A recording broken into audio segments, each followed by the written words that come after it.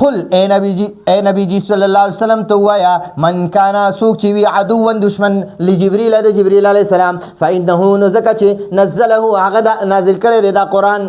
على قلبك استا پزړه باندې باذن الله ای بامر الله د الله په امر سره مصدقا چې دا قرآن تصدیق کوونکی دی لما د هغه کتابونو بین بسم الله الرحمن الرحیم نن زموږ د قرآن پاک د ترجمه سبق نمبر 44 ته اوله سپاره د سوره بقره شروع ده نن به انشاءالله مونږه 97 98 99 100 101 د څلور آیاتونه وایو 12 رکوع د سر نه شروع شوله او اول تلاوت کو بیا د هغې نه پس لفظي ترجمه او مختصر تفسیر کو اعوذ بالله من الشیطان الرجیم بسم الله الرحمن الرحیم قل من كان عدوا لجبريل فإنه نزله على قلبك بإذن الله مصدقا لما بين يديه وهدى وبشرى للمؤمنين من كان عدوا لله وملائكته ورسله وجبريل وميكال فإن الله عدو للكافرين ولقد أنزلنا إليك آيات بينات وما يكفر بها إلا الفاسقون أو كلما عاهدوا عهدا نبذه فريق منهم بل أكثرهم لا يؤمنون ولما جاءهم رسول من عند الله مصدق لما معهم نبذ فريق من الذين أوتوا كتاب الله وراء ظهورهم كأنهم لا يعلمون صدق الله العظيم قل من كان عدوا لجبريل قل من را اے نبی جی تو اوایا من سوک چه کانا من را وی عدو دشمن سوک چه دشمن وی لجبریل د جبریل علیہ السلام سوک چه د جبریل علیہ السلام دشمن وی فإنه نزکه چه نزله هغه نازل کړی دی دا قرآن دا جبریل علیہ السلام دا قرآن نازل کړی دی علی قلبک استا پزړه باندې نو د دې آیاتونو نمخ کې د دې آیات نمخ کې لکشانی نزول ووري نبی علیہ السلام چې کله د مکی مکرمه نه مدینه منوره ته تشریف راوړو نو بیا د مدینه منوره کې ډیر زیات يهوديانو نو نبی علیہ السلام به د يهوديانو ته دعوت ورکولو چې تاسو مسلمانان شئ په قرآن باندې او په ما باندې او په الله پاک باندې او په فرشتو باندې ایمان راوړی نو د يهوديانو خپل یو څو عالمان راغون کړل او په هغه کې عبد الله ابن سوریا هم وو عبد الله ابن سوریا دا عبد الله ابن سوریا چې دا د يهودو عالمو يهودي عالم خدا حق پرست عالم نو دبا مالدارو د پاره په تورات کې تحریف هم کول او رد بدل به پکې کول نو عبد الله ابن سوریا ور سره نور کسانمو هغه رالل د يهوديانو عالمانو نبی علیہ السلام ته کېناس نبی علیہ السلام ته وی یاره مونږ خو په تورات کې لیدلی دي او اوریدلیم دي په تورات کې پیشنګویانی شوی دي د نبی آخر الزمان صلی الله علیه وسلم نو مونږ ته یو څلور سوالونه کو کته مونږ له هغه صحیح جوابونه راکوي د هغه څلور سوالونو جوابونه د پیغمبر نه بغیر بل څوک نشي ورکوله نو کته مونږ له هغه څلور سوالونو جوابونه راکړو نو مونږ به تاسو باندې ایمان راوړو نو نبی علیہ السلام ورته فرمایل بالکل تاسو نه را نه وکي کم سوالونه دي نو اول سوال ابتدا وکړو چې یعقوب علیہ السلام چې کنه یعقوب علیہ السلام دی یعقوب علیہ السلام پسان باندې څه شی حرام کړو څه شی پسان حرام کړو حلال سيزو خو الله نه سوال کو نظر ومنلو او الله پاک ته وی کوي الله زما دا کارو شنو زبا دا سیز نه خورم حلال سیز دی هغه اب په ما حرام وی نو نبی علیہ السلام ورته فرمایلو یعقوب علیہ السلام باندې یو سخترین بیماری راغلی و نبی علیہ السلام ورته فرمایل دا اولنی سوال جواب ولا ورکوي. یهود ورته وایي یعقوب علیه السلام په ځان څه حرام کړي، حلال سیز پر ځان حرام کړو څه شی و؟ نو نبی علیہ السلام اوس جواب ورکوي یعقوب علیه السلام ته ډیره سخترین بیماری لګېدلې وه. نو یعقوب علیه السلام بیا الله نه سوال وکړو چې یا الله که زه ټیک شوم نو زما دا دوه خوښترین سیزونه دي او بهترین اعلیترین سیزونه دي، زه به دا په ځان حرام کړم، زه به دا کلم نه خورم. نو هغه دوه بهترین سیزونه څه، یو د اوښ غوښه وه او یو د اوښ پی و، دا ډېر بهترین غذا وه. نو یعقوب علیه السلام دا په ځان باندې الله پاک بیا د صحت ورکو، نو په ځان باندې دا بیا حرام که تر د دنیا نه رخصتېدو پورې به یعقوب علیه السلام دا دغه بیا نه خوړل، دا د اوښ غوښه به هم نه خوړه او د اوښ پی به هم نه څکل. نو دا اول سوال جواب دا ورکو. هغوی ورته وي د عبدالله ابن سریه او نور یهودیانو ورته وي بالکل ستا خبره سچ ده او حق ته حق، بالکل مونږه دې خبره باندې ستا تایید کوو چې بالکل یعقوب علیه السلام په ځان باندې د اوښ غوښه او د اوښ پی حرام کړي. بیا ته دا یهودیان دویم سوال کوي. دویم سوال ته دا کوي و چې یاره د زمونږ په تورات کې چې کوم د نبی آخر الزمان صفات بیان شوي دي نو په هغې کې راته یو صفت بیان کا. نو نبی علیه السلام بیا جواب ورکوي وایي د نبی آخر الزمان صلی الله علیه وسلم او د هر نبی صفت دا دی چې کله هغه اوده شي که نه نو د هغه سترګې اودهی خو زړی ویښي. نو هغې تایید وکړو یهودیانو عالمانو چې بالکل دا خبره هم سچه ده. نو بیا یې په درېیمه خبره ترې تپوس وکړو و چې یاره دا ماشوم چې دی د مور په خېټه کې وي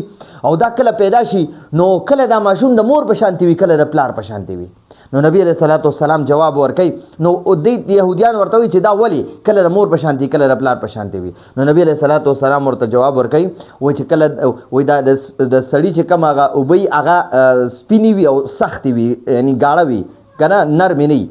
او د زنانه چې کوم وي هغه زیړې وي او هغه د اوبو په شانتې نرمې وي. نو که دې دواړو کې د کم یو غالب راله، که د سړي هغه غالب راله نو ماشوم شکل صورت کې به د سړي په شانتې، او که د ښځې غالب راله نو دا ماشوم به د شکل صورت کې د دغې مور په شانتې وي. نو دا هغې مې وی بالکل دا صحیح دی. او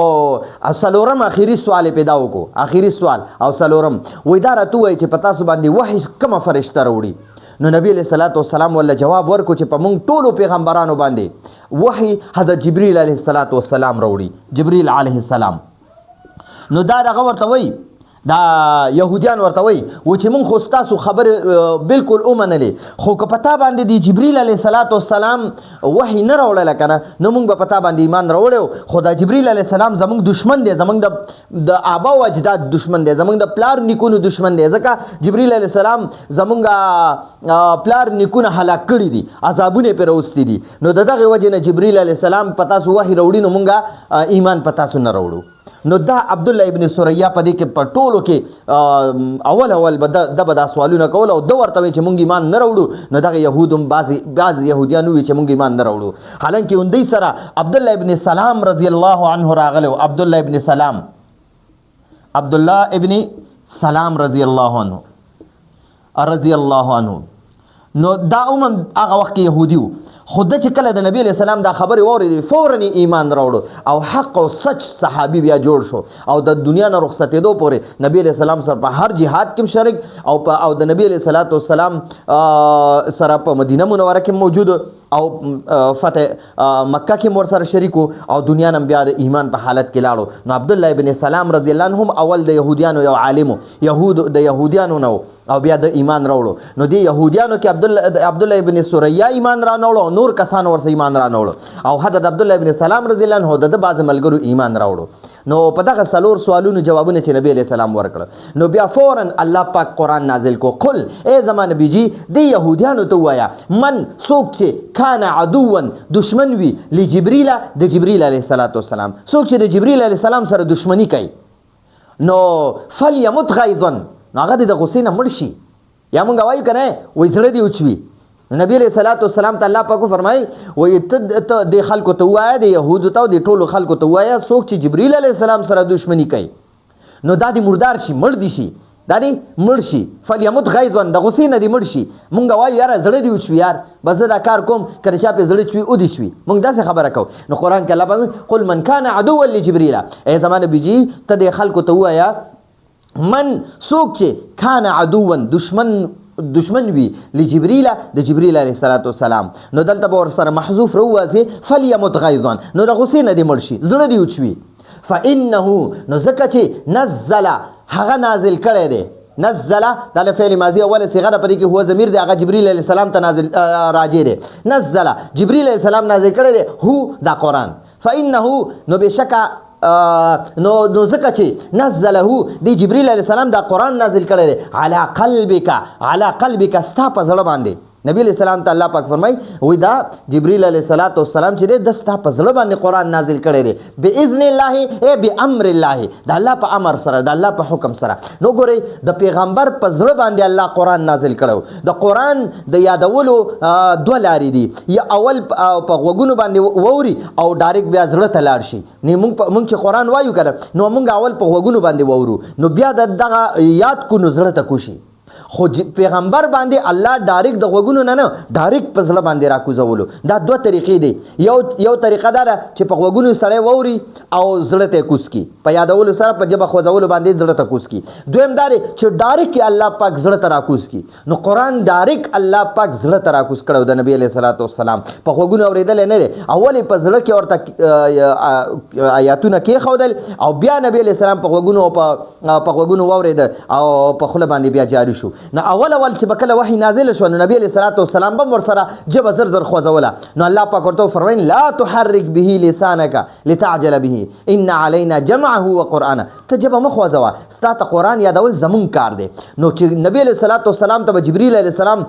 یو آیات راوړو او زړه کې به ورته کېښودو نو اول ځل به نبی علیه السلام ته داسې یاد شو چې عمر له به بیا نه یېرېدو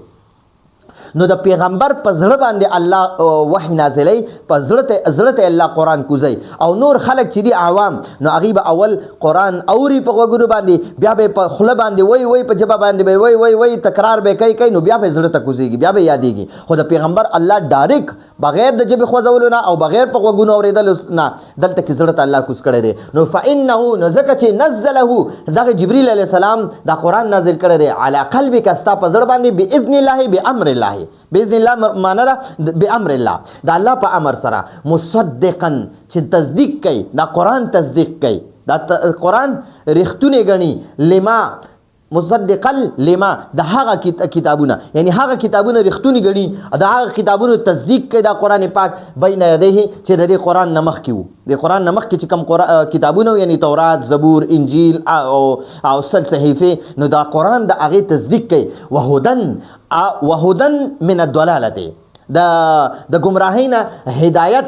هدایت کوي یعنی په سمه لار راولي دا قرآن چې دی د ګمراهۍ نه خلک په سیده لار راولي وهدن من الضلاله ورته محذوف راوباسه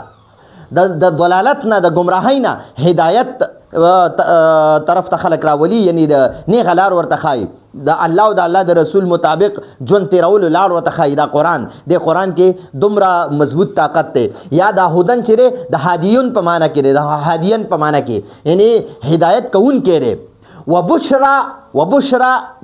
وبشرا بالجنت او د جنت زیره ورکي بشرا چې دا د مبشر په معنی کې دی ومبشر وبشرا او دا قرآن زیره ورکي د جنت للمؤمنین مؤمنانو د پاره مؤمنانو ته د جنت زیره ورکي او د گمراهۍ نه ورته هدایت لار ورته خي دا قرآن نو دا قرآن چې دی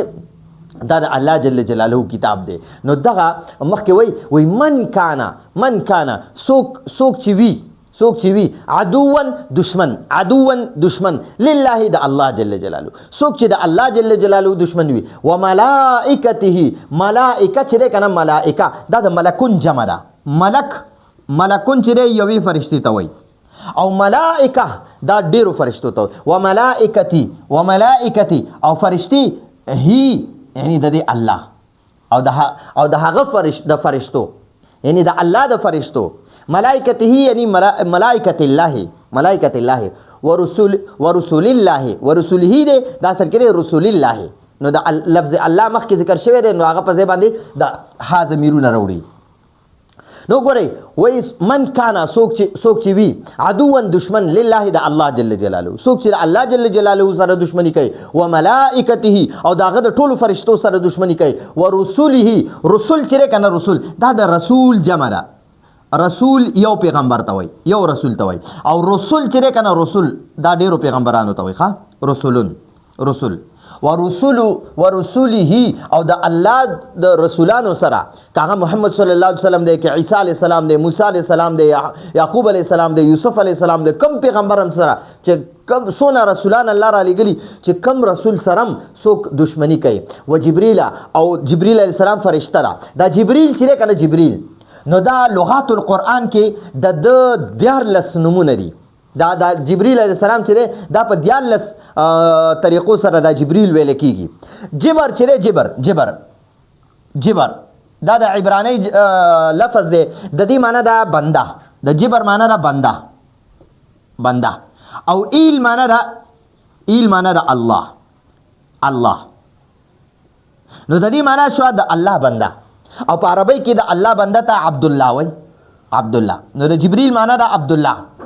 د جبرئیل معنی دا عبد الله دته جبرئیل هم وای جبرائیل هم ورته وای جبرین هم ورته وای جبرائیل هم ورته وای جبرائیل هم ورته وای 14 قسمه د جبرئیل علیه السلام دا نوم دا جبرئیل جبرائیل او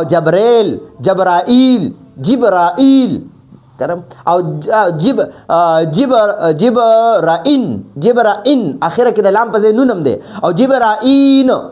دا سم دی نو 14 قسمه دا جبرئیل لیکل کیږي و میکال نو جبرئیل معنی دا د الله بنده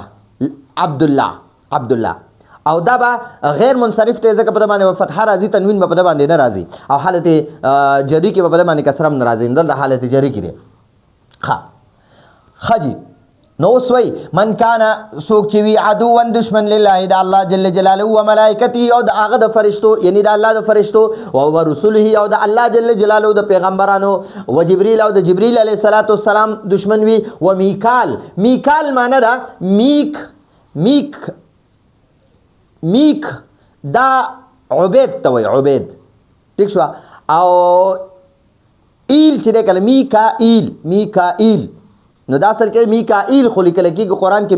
میکال د دم په لغات القرآن کې ډېر نمونه دي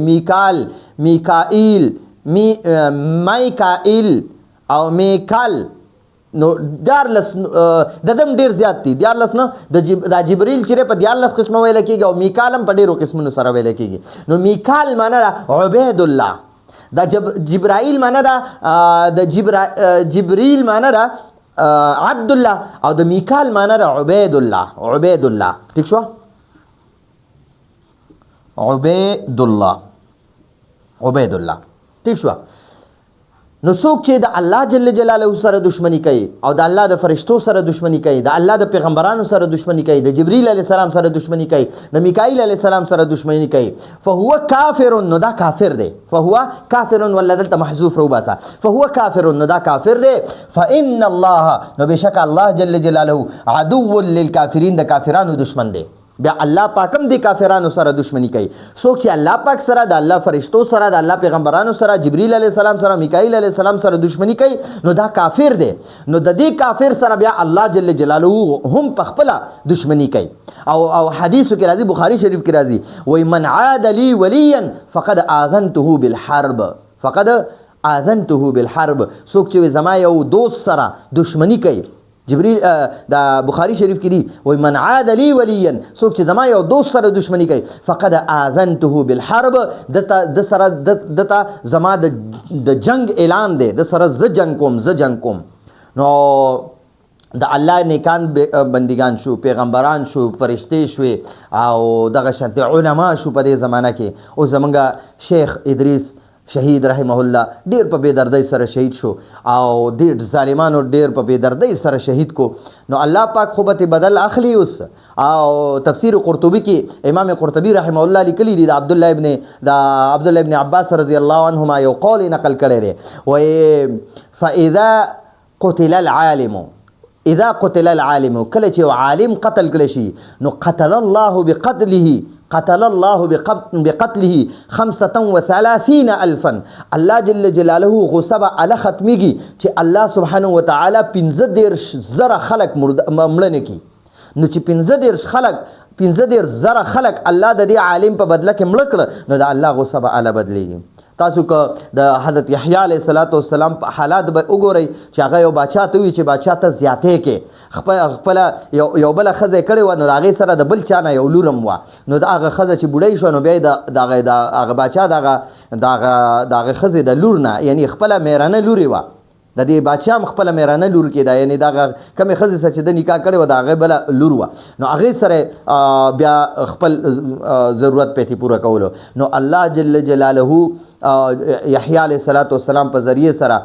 دته تنبیه وکړه چې ته داسې غلط کار مه کوه، دا خو ستا لور ده، ته ولې داسې کوې؟ نو دغه ظالم په دې یو خبره باندې یحیی علیه السلام شهید کو. نو الله پاک دا ځمکه نه ده، دا ځمکه بیا داسې غوسه وه که نه چې دی به د غوسې نه داسې اوازونه راوښکل، داسې غرارې غونته اواز به راتلو، غرارې غونته. نو بیا څه ځوانان راپاڅېدل او هغوی وی دا ځمکه جاړي د یحیی علیه السلام په جدایۍ سره. نو دوی ورغلل هغه باچا یې مردار کو، دې ځوانانو باچا مردار کو، چې باچا یې کله مردار کو بس رو بیا د دې ځمکې هغه غوسه ختمېده، بس بیا ځمکه مکمل بیا خاموش شوه. نو دا ظالمان هم چې کم زمونږ دا شیخ حضرت شیخ الحدیث محمد ادریس رحمه الله تعالی شهید کړی دی، نو د دې بدله به الله پاک اخلي ډېر په احسن طریقې سره، خو ډېر ظلم یې وکړو، د الله یو ولی و، د الله د دین د اشاعت به کولو. مونږ لګیا یو داسې تاسو ته قرآن وایو که نه، مونږ د هغه بچي یو، روحاني بچي یو، مونږ چې دې ته کم جوګه کړي او تیار کړي نو دا د شیخ ادریس صاحب رحمه الله برکاتو. نو زمونږ شیخ و استاذ هم او اړونه هم پې زخمي دي، اړونه هم پې وران دي، هغه نه خوراک سکاک مزه راکوي هېڅ هم نه. نو تکلیف راته ډېر زیات دی، ځکه هم دا څو ورځې درسونه هم نه دي کړي. او نو دغې نه معلومه شوه چې څوک د الله ولیانو سره، د الله فرشتو سره، د الله پیغمبرانو سره، د الله دوستانو سره او الله جل جلاله سره دشمنی کوي، نو دغه خلک کافران هم دي، مسلمانان خو نه دي، بالکل نه دي، کافران هم دي، او الله دغه خلکو سره بیا دشمنی کوي، الله دغه خلکو سره بیا دشمنی کوي. نو من کان څوک چې وي عدوا دشمن لله د الله جل جلاله و ملائکته او دغه د فرشتو و رسول او دغه د پیغمبرانو و جبرئیل او د جبرئیل علیه السلام دشمن وي، و میکالا او میکائیل علیه السلام او د میکائیل علیه السلام سره دشمنی کوي، فهو کافر ولا محذوف رو باسه، نو دا کافر دی. فان الله نو بشک الله جل جلاله عدو دشمن دی للکافرین د کافرانو. نو الله پاک هم د داسې کافرانو سره بیا دشمنی کوي. اوس الله پاک نبی علیہ الصلوۃ والسلام له تسلی ورکای چې ای زما حبیبه تا خو د يهوديانو له دعوت ورکو او د تاسو سره د جبرئیل علیه السلام د وجه نه دشمنی ښکارا کړله او باندې جوړ کړه چې یاره جبرئیل علیه السلام زمونږ مشران قتل کړي دي او هلاک کړي دي او مخونه ولا مس کړي دي او پزمک باندې ورمنډلې دي او د برنه پر کانو بارانونه کړي دي او چغې پیوالي رډونه ولا چولې دي. نو دا اصل کې زمونږ دشمن دي او تعالی میکائیل علیه السلام وحی راوړله، نو موږ به په تا باندې ایمان راوړی او په قرآن به ایمان راوړی وی، خو اوس ځکه نه راوړو چې زموږ دشمن تا باندې وحی راوړي، جبرئیل علیه السلام وحی راوړي او میکائیل علیه السلام خو بارانونه وری او رحمتونه راوری او دغه خو خلکو له رزق ورکوي او د رزق ذمواریانې د الله پاک د میکائیل علیه السلام په ذمه لګولې دي او سمندرونو څومره حالات راځي دغه ټول الله پاک د میکائیل علیه السلام په ذریعه ذمه لګولې دي. نو که میکائیل علیه السلام د رحمت فرشته دا د يهوديان وای، نو که د پتا باندې وحی راوړنه نو موږ به باندې ایمان راوړی وي، خو دا در باندې وحی نه راوړي، جبرئیل علیه السلام راوړي، نو دا زمونږ دشمن دی. نو نبی علیہ السلام له اوس الله پاک تسلی ورکړي، ولقد او یقینا انزلنا مونږ نازل کړی دي. انزلنا دا د فعل ماضی واحد متکلم تثنیه و جمع متکلم صيغه ده. انزلنا مونږ نازل کړی دي الیکا پتا باندې، ولقد انزلنا او بشک مونږ نازل کړی دي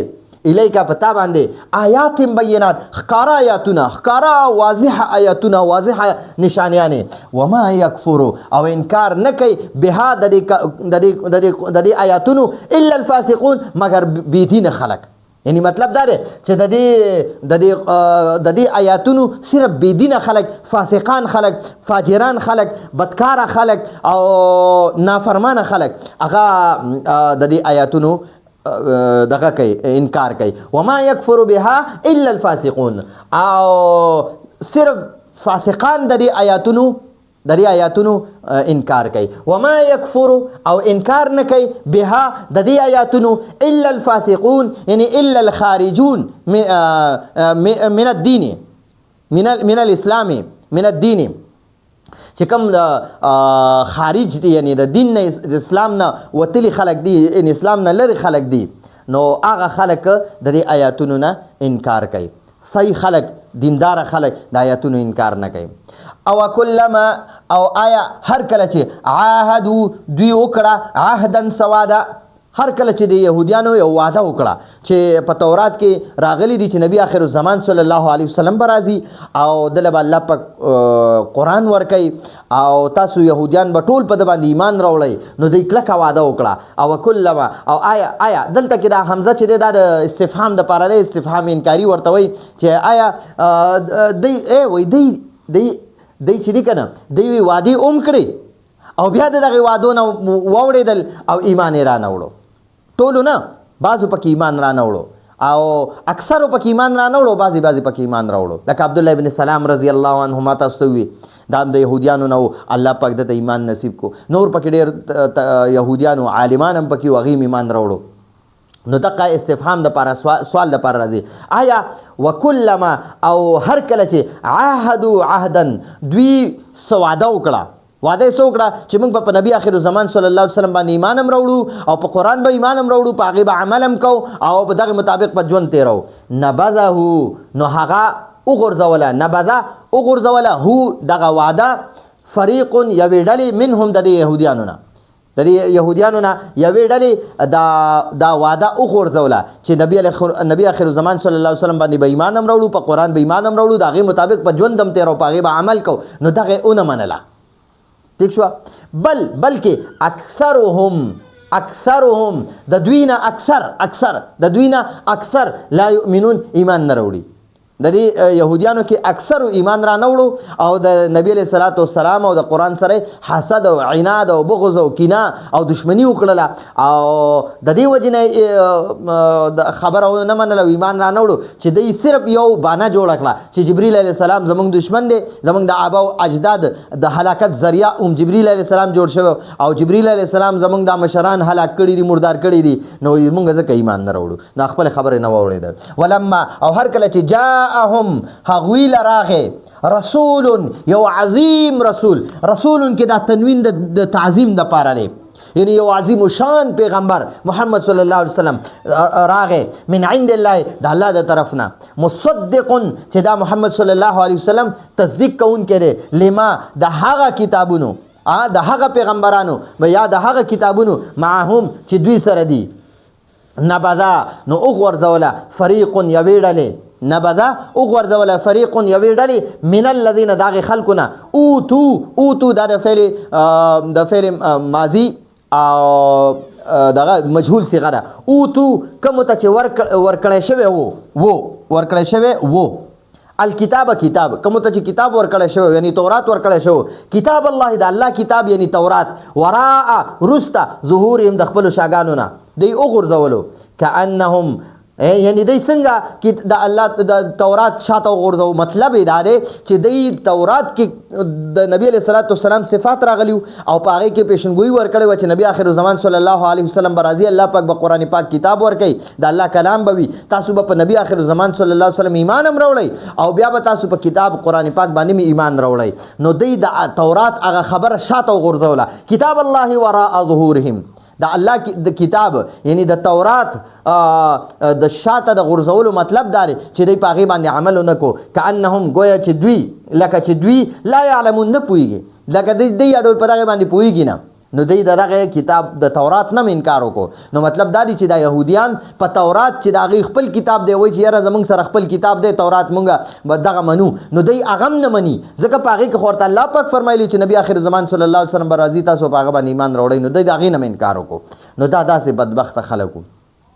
نو دا یهودیانو باره کې الله پاک فرمایل چې ګوره دا داسې خلک دي چې دوی ډېرې مخکې هم ډېرې وعدې کړې وي خو خپله وعده باندې دا قایم نه ودرېږي او همیشه دا نه ودرېږي اوس اسرائیل ګورئ نه چې په اسلامي ملکونو باندې څومره جبر او زبردستي او ظلم یې راغستی دی او وعدې هم کي چې یاره بس موږ به جنګ نه کوو او واپس د هغه خپلې وعدې نو دا د دوی د پلارانو نیکونو نه عادت دی